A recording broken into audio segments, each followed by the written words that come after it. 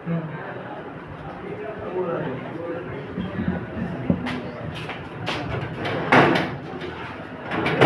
आज health care पढ़ा रहे हैं, ठीक है। यूनिट कितना यूनिट पढ़ाएंगे? तीसरा यूनिट पढ़ाएंगे, ठीक है। रुकता नहीं हो रहा है।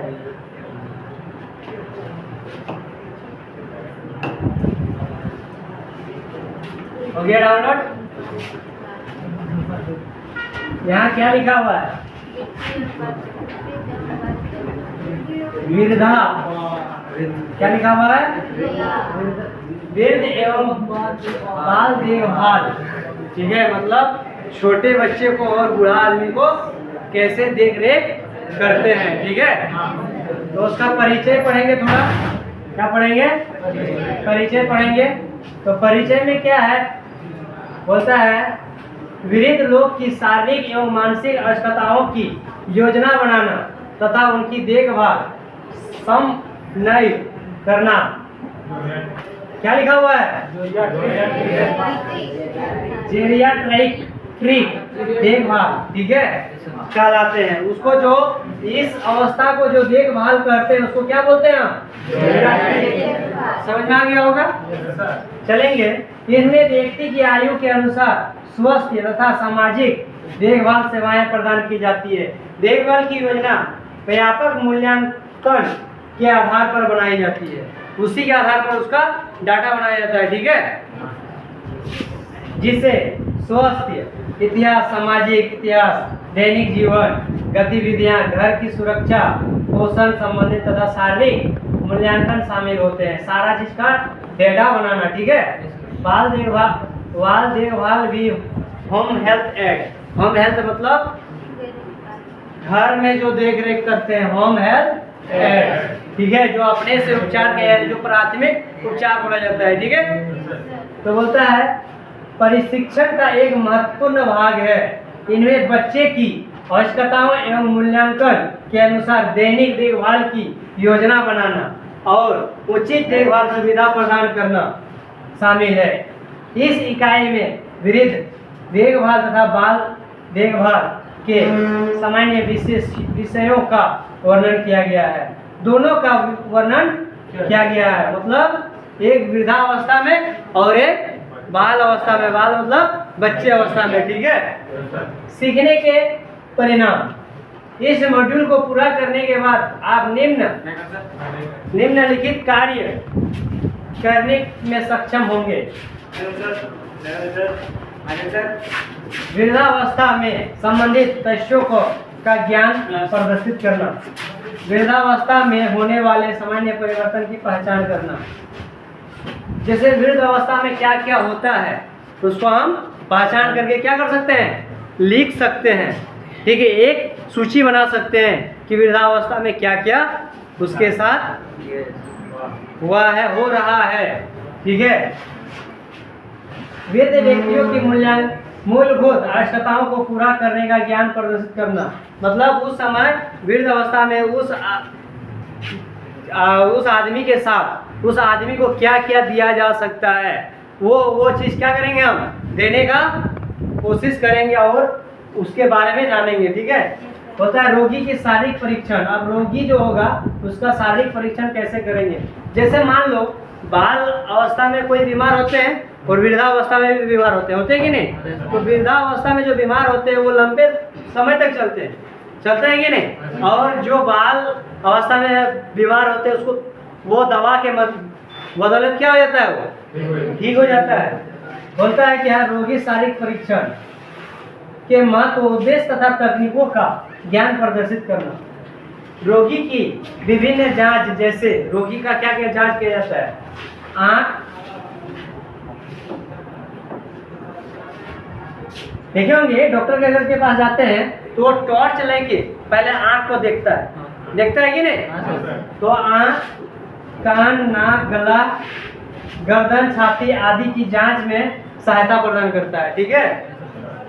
किसमें? वृद्धावस्था में। वृद्धा मतलब बालक से बड़ा हो जाएंगे तो उस अवस्था में क्या होता है?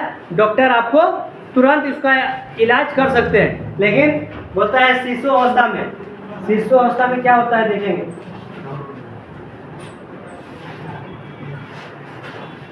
शिशुओं एवं बच्चों की देखभाल का ज्ञान प्रदर्शित करना, मॉड्यूल संरचना, उसके संरचना के बारे में पढ़ेंगे। वृद्धों की देखभाल का परिचय। दूसरा नंबर में है लोगों में आयु संबंधित परिवर्तन, आयु के साथ परिवर्तन कैसे होते हैं, ठीक है। वृद्ध लोग की देखभाल, जो वृद्धावस्था में रहता है उसको देखभाल। वृद्धों की कानूनी आवश्यकताएं, तो जो उसका जो कानूनी आवश्यकता होती है, अगर देख रेख के लिए नहीं होती वो कानूनी के द्वारा आपको ही करेगा। जीवन चक्र के दौरान पोषण। होम हेल्थ एक्ट के कर्तव्य क्या लिखा हुआ है, लकवाग्रस्त एवं चलने फिरने में असमर्थ रोगी, लकवाग्रस्त जिसको पैरालाइज बोलते हैं, ठीक है। शारीरिक परीक्षण में चिकित्सा की सहायता करना, ये सब अलग अलग करके पढ़ेंगे, ठीक है। शिशुओं एवं बच्चों की देखभाल, पहला जो अभी देखे थे वृद्धों की देखभाल, अभी देखे थे पहला नंबर में, तो वही चीज के बारे में देखेंगे। बोलता है क्या, वृद्धों की देखभाल जिसे एजेंट कैरियर भी कहा जाता है, जिसे क्या कहते हैं, एजेंट कैरियर भी कहा जाता है। वृद्ध लोग की विशेष आवश्यकताओं को पूरा करने की प्रक्रिया, इसमें वृद्ध व्यक्तियों के लिए विभिन्न प्रकार की सेवाएं शामिल होते हैं, जैसे सहायक निवास, सहायक निवास मतलब रहने के लिए घर होना चाहिए। वयस्क डे केयर, दीर्घकालीन देखभाल, दीर्घकालीन मतलब लंबे समय तक, ठीक है। नर्सिंग होम, अस्पताल में देखभाल तथा घर में देखभाल, सभी जगह उसको वृद्ध अवस्था में उसको मैंने देखना पड़ेगा, ठीक है।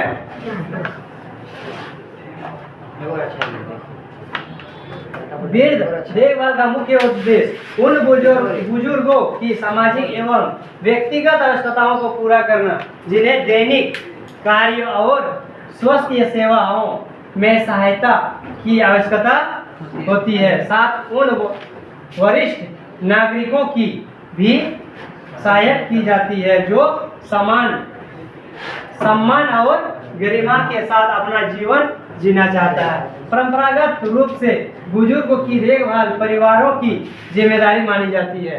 परंपरा के अनुसार, जैसे आपका दादाजी हुआ तो आपका दादाजी को कौन देखेगा, आपका बाप माँ देखेगा, तो ये पारंपरिक है कि नहीं। जैसे आप अभी शादी ब्याह कीजिएगा तो आप क्या कीजिएगा, पापा मम्मी को छोड़ दीजिएगा, वृद्ध अवस्था में हो जाएगा तो नहीं, तो आपका कर्तव्य बनता है कि वो परंपरा चलते आ रहा है, उसको देखना होगा, ठीक है।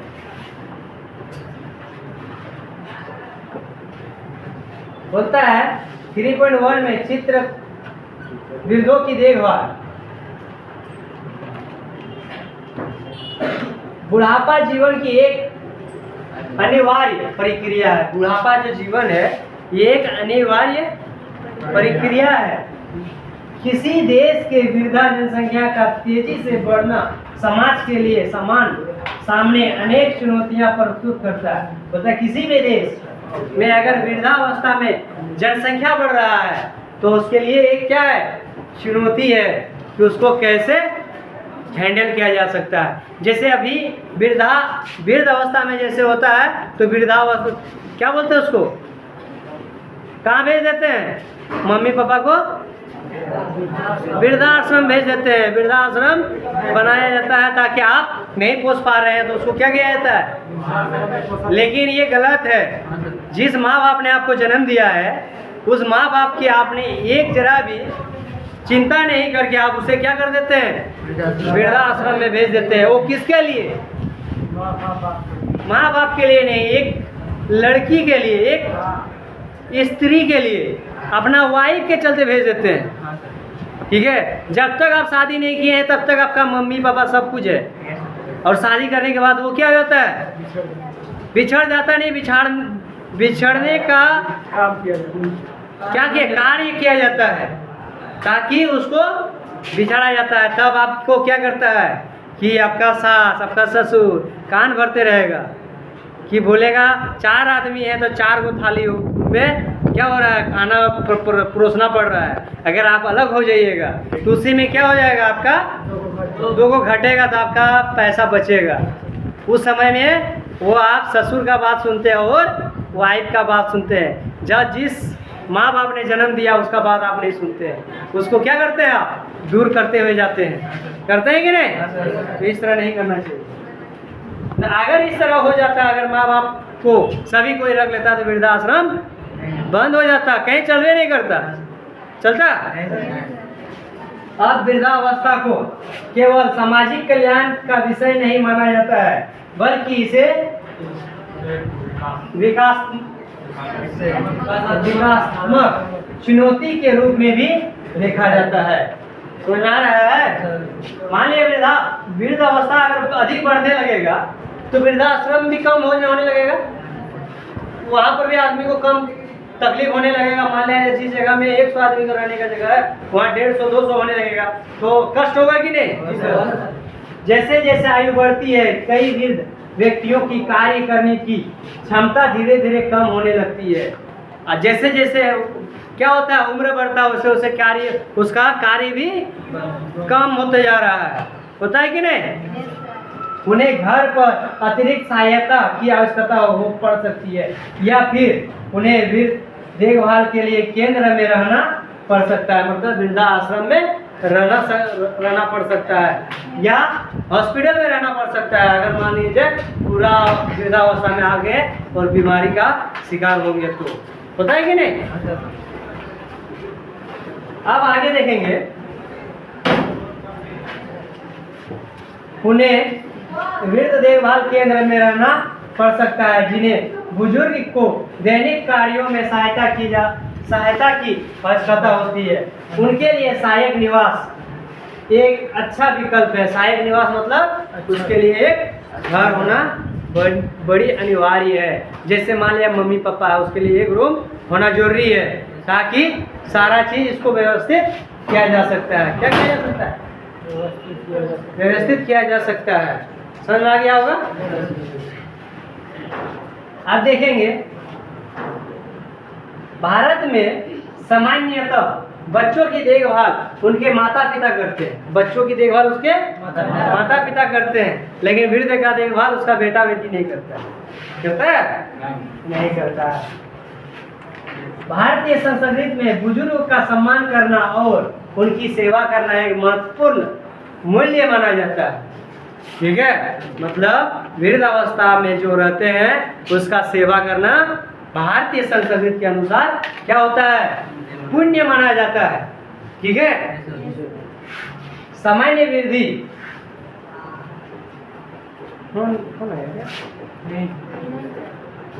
सामान्य वृद्धि देखभाल की चिकित्सा और गैर चिकित्सा, ठीक है, होता है सेवा में विभाजित किया जाता है। सेवाओं में विभाजित किया जाता है। गैर चिकित्सा देखभाल ऐसे लोग प्रदान करते हैं जो चिकित्सा पेशावर नहीं होते। चिकित्सा पेशावर मतलब वो चिकित्सा मतलब डॉक्टर के श्रेणी में नहीं रहते हैं। देखभाल करने वाले के लिए एक आवश्यक है कि ऐसे उपाय अपनाएं जो वृद्ध व्यक्तियों के स्वास्थ्य को बनाए रखने और उसमें सुधार करे, ना कि उनकी स्थिति और खराब करे। ऐसा स्थिति बना के रखना चाहिए कि उसका स्थिति बिगड़े नहीं। ठीक है, देखभाल करने वाले को यह समझना चाहिए कि किन कारणों से वृद्ध व्यक्ति उन पर निर्भर हो जाते हैं। साथ ही वृद्ध व्यक्तियों को यथासंभव आत्मनिर्भर बनाए रखने का प्रयास करना चाहिए। उन्हें स्वयं की देखभाल के महत्व की जानकारी देने से उनमें आत्मनिर्भर बनने की रुचि बढ़ती है। मान लिया जाए जो बुढ़ा गए हैं उसको भी क्या कर सकते हैं आप? ऐसा बात बोलिए, उसको उत्साह कीजिए कि आप कर सकते हैं, वो आपसे उत्साह होके वो कर लेंगे। ठीक है, जैसे एक छोटा बच्चे को जैसे आप सिखाते हैं तो बूढ़ा व्यक्ति को भी आप सिखाइएगा तो बूढ़ा व्यक्ति भी आपके जैसा उसी के अनुसार से चलता है। जैसे बूढ़ा और शिशु दोनों एक ही जैसा दिमाग होते हैं। ठीक है, तभी आप जब बुढ़ापा हो जाते हैं तो कुछ सामान लाते हैं तो वो भी एक मन, देखो ऐसे तो नहीं बोलेगा लेकिन मन में इच्छा होता है कि हमको भी कुछ लाके देगा। होता है कि नहीं? यदि बुजुर्ग अपने दैनिक कार्य और स्वयं को देखभाल से जुड़े कार्य आसानी से कर सकते हैं या उन्हें केवल थोड़ी निगरानी की आवश्यकता है तो देखभाल करने वाले को उन्हें ये कार्य स्वयं करने के लिए प्रोत्साहित करना चाहिए। इससे वे लंबे समय तक अच्छे अनुभव के साथ स्वतंत्र रूप से जीवन जी सके। विभिन्न आयु वर्ग के लिए निम्न शब्दों का उपयोग किया जाता है। विभिन्न आयु के लिए उसका देखो आयु के अनुसार वर्गीकरण किया गया है। आयु के अनुसार क्या किया गया वर्गीकरण, उसका चार्ट बनाया गया। आयु जैसे शिशु है कि नहीं, आयु वर्ग शिशु जन्म से 1 वर्ष, जन्म से 1 वर्ष क्या लिखा हुआ है टॉडलर, मतलब 1 से 3 वर्ष के बीच में जो बच्चा रहता है उसको क्या बोला जाता है। इसका होता है प्रति स्कूल बच्चा मतलब 3 से 5 वर्ष हो जाता है तो आंगनबाड़ी भेजते कि नहीं, तो वो क्या हो गया प्री स्कूल बच्चा। प्री स्कूल मतलब आंगनबाड़ी को बोलते हैं, ठीक है। इसके बाद बोलता है 5 से 12 साल स्कूल जाने वाला बच्चा, 5 से 12 साल स्कूल जाने वाला बच्चा। किशोर अब यहाँ जवान हो जाता है, क्या जाता है किशोर अवस्था में 12 से 45 वर्ष। अब मध्य आयु वर्ग मतलब 45 से 65 वर्ष से क्या हो जाता है मध्य आयु वर्ग में रहते हैं। और वृद्ध आयु वयस्क में क्या हो जाता है 65 वर्ष से अधिक हो जाता है। जिस व्यक्ति का 65 वर्ष से अधिक हो जाता है वो उसको क्या होना चाहिए, बच्चा का ऐसा दिमाग हो जाता है उसका भी, ठीक है।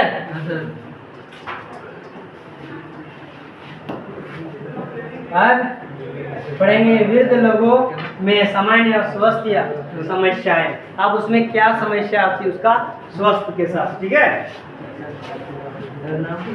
वृद्ध लोग के बारे में कई ऐसी बातें कही जाती है जो वास्तव में सही नहीं होती है। इनमें कुछ सामान्य भ्रांतियां निम्न है। सभी वृद्ध लोग एक जैसे होते हैं, ये गलत बात है। सभी वृद्ध एक जैसे होते हैं नहीं होंगे। वृद्ध लोग नई चीजें नहीं सीख सकते हैं। वृद्ध लोग क्या बूढ़ा आदमी नई चीज नहीं सीख सकता, ये भी गलत है। वृद्ध लोग हमेशा भूलने वाले होते हैं, ये भी गलत है, होते हैं कि नहीं। सभी वृद्ध लोग भ्रमित और कमजोर होते हैं, ये भी गलत बात है।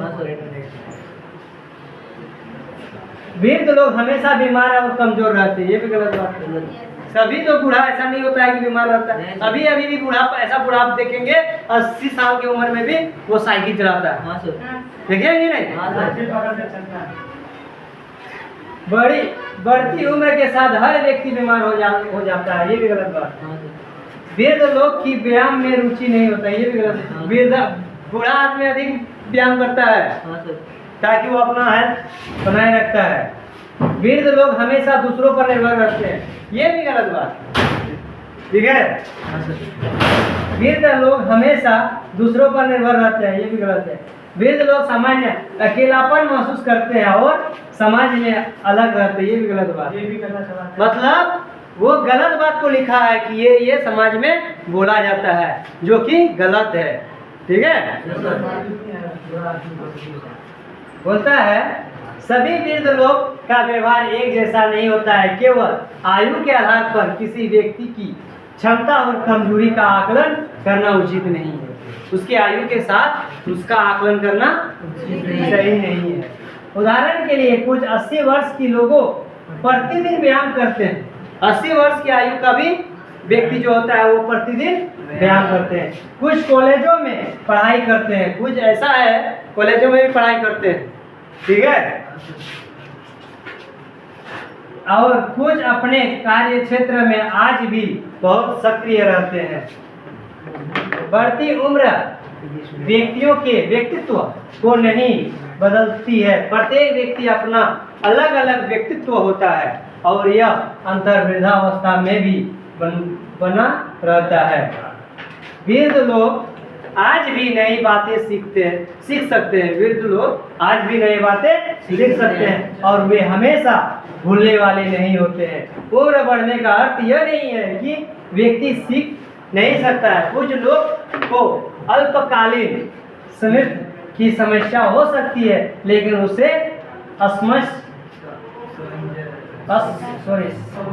सामंजस्य बिठाकर नई चीजें सिखा सकते हैं। भ्रम वृद्धावस्था का सामान्य लक्षण नहीं है। वृद्ध इसे तो पहले पढ़ चुके हैं, इसी को दोबारा दे दिए हैं, अब यहाँ पढ़ेंगे। अपने आसपास के वृद्ध लोग का आकलन करें और नीचे दी गई तालिका में बढ़ती आयु से संबंधित सामान्य स्वास्थ्य समस्याएं लिखे।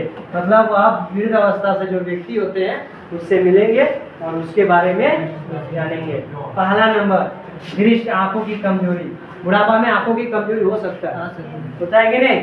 सुनने की क्षमता में कमी, सुनने में भी क्षमता में भी कमी हो सकता है। जोड़ में दर्द हो सकता है। उच्च रक्तचाप मतलब हाई प्रेशर हो जाएगा, ठीक है। मधुमेह में मतलब शुगर, ठीक है। भूलने की समस्या हो सकती है, ठीक है। अपनी प्रगति की जांच, इसको बोलता है जीवन का एक अनिवार्य प्रक्रिया लिखे। वृद्ध लोगों के दांत स्वस्थ और मजबूत रखने के लिए अच्छी आवश्यक है। ये सब आप लोग करके आएंगे, ठीक है। ये सब क्वेश्चन को स्क्रीनशॉट मार लीजिएगा, ठीक है। इसको स्क्रीनशॉट मार लीजिएगा रोका के, ठीक है। और यहाँ से जो क्वेश्चन है ये भी 5 से 12 वर्ष की आयु, इसको तो अभी पढ़े, अभी जो पढ़ के ये आए कि नहीं? तो बोला इसमें देखो, यहाँ पर बोले अभी क्वेश्चन दे दिया इसमें। सामान्यतः 5 से 12 वर्ष की आयु का बच्चा कहलाता है, क्या कहलाता है? प्री स्कूल जाने वाला या स्कूल जाने वाला बच्चा? स्कूल जाने वाला बच्चा। अभी पढ़ा के आएंगे नहीं? दूसरा क्वेश्चन में क्या दिया हुआ है? वृद्धावस्था कब शुरू होता है? कब शुरू होता है? 45 से 60 वर्ष या 50 से 60 वर्ष या 65 से अधिक या 60 से 65 से अधिक? समझ में आ गया होगा? इतना ही कुछ आज पढ़ाएंगे हेल्थ केयर का, समझ में आ गया होगा? ठीक है। दिक्कत होना भी नहीं चाहिए। किसी को दिक्कत है तो बोलो दिक्कत है, और दिक्कत नहीं है तो चैनल को सब्सक्राइब करना और प्यारा सा कमेंट करना।